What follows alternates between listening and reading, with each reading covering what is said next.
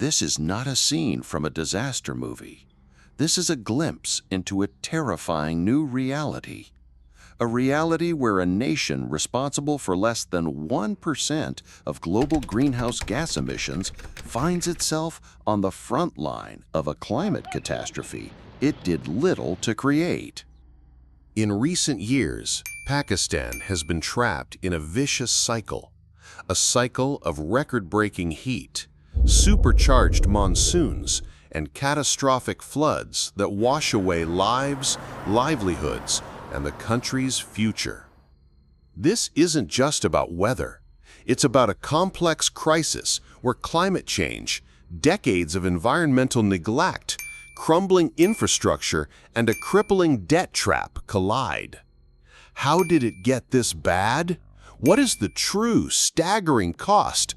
And is there a way out of the deluge? The story of Pakistan's floods begins with heat. The country is getting hotter significantly faster than the rest of the world. Over the last century, the average temperature has already climbed over half a degree Celsius, but the future looks far more frightening. Projections show that by the end of this century, the average temperature could rise by a staggering 3 to 6 degrees.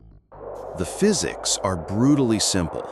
A warmer atmosphere holds more moisture, about 7% more for every degree Celsius of warming.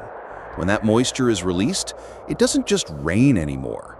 It unleashes a deluge. During the 2022 floods, the southern provinces of Sindh and Baluchistan were drowned in 7 to 8 times their usual monthly rainfall. Scientists confirmed that for the hardest-hit areas, the 5-day rainfall was about 75% more intense than it would have been without climate change.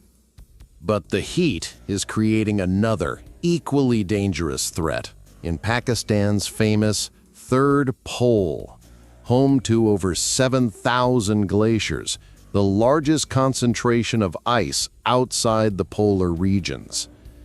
These ancient glaciers, the source of the mighty Indus River that gives life to millions, are melting at an alarming and unsustainable rate.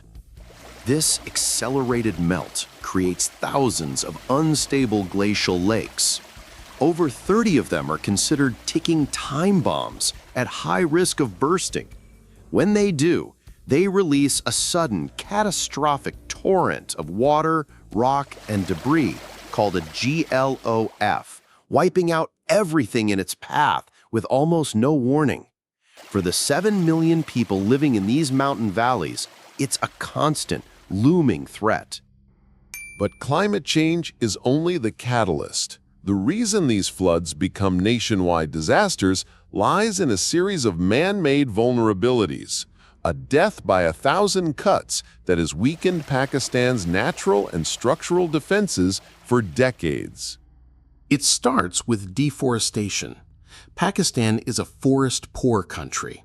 Decades of illegal logging and land clearing have stripped hillsides of their natural sponges. In Khyber Pakhtunkhwa province, forests have been disappearing at a rate of about 1.5% annually. Without trees to intercept rain and roots to hold the soil, water surges directly into rivers, triggering flash floods and landslides. Experts believe these man-made factors account for as much as 60% of the destruction. In the sprawling, concrete-choked cities, the problem flows into clogged drains. Rapid, unplanned urbanization has overwhelmed municipal infrastructure. Natural stormwater channels have been encroached upon or turned into garbage dumps.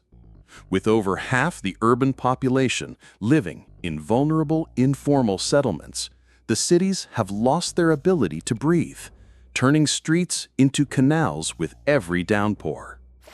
The very homes people live in, often built on riverbeds against all regulations, become death traps. And in the populous heartland, Punjab, the danger often comes from across the border. During intense monsoons, heavy rains force neighboring India to release excess water from its overflowing dams. Without robust, real-time data sharing, this water arrives as a sudden, destructive surge, compounding the crisis for downstream Pakistani communities. The true cost of these floods is almost incomprehensible. The 2022 disaster alone inflicted over $30 billion in damages and economic losses, crippling the national economy and erasing years of development.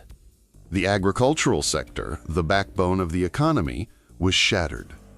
Over 9.4 million acres of crops were inundated. More than 1 million livestock perished. This devastation cascaded through the economy.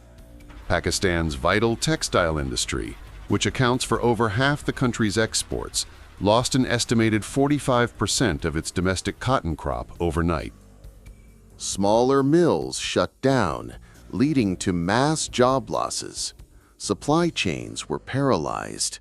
Over 13,000 kilometers of roads and hundreds of bridges were destroyed, severing the links between farms, factories, and ports. And the human ledger is even more devastating.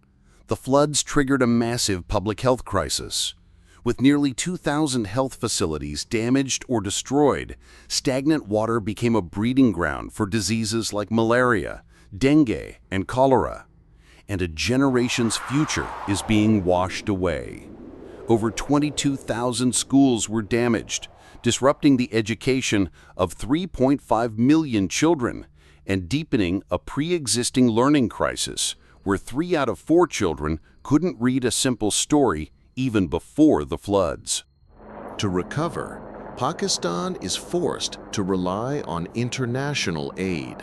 But here lies the cruelest paradox. At a donor conference in Geneva, over $10 billion was pledged, but the reality? Nearly 90% of it was in the form of project loans that must be repaid. This is the climate debt trap. A country is forced to borrow billions to pay for a crisis it didn't cause, diverting precious resources to debt repayment instead of building resilience, leaving it even more vulnerable for the next inevitable disaster. This cycle of destruction is not unbreakable, but it requires a fundamental shift in thinking, from reactive, debt-fueled aid to proactive, smart investment in resilience. The economic case is undeniable. Every dollar spent preparing for a flood saves nearly $12 in damages down the line. The solutions are a mix of hard engineering and nature-based approaches. It means building better dams and strengthening river embankments to manage water flows. But it also means reforesting watersheds to let nature do its job, restoring wetlands that act as natural sponges, and promoting climate-resilient farming.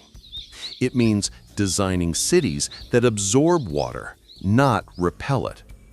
In Islamabad, innovative projects are already showing the way, using recharge wells to capture monsoon runoff and replenish depleted groundwater, tackling both flooding and water scarcity at once. But technology is only half the battle. True resilience is built from the ground up. It requires investing in effective, community-based early warning systems that don't just sound an alarm, but provide clear, trusted information that gives people time to save themselves and their livelihoods.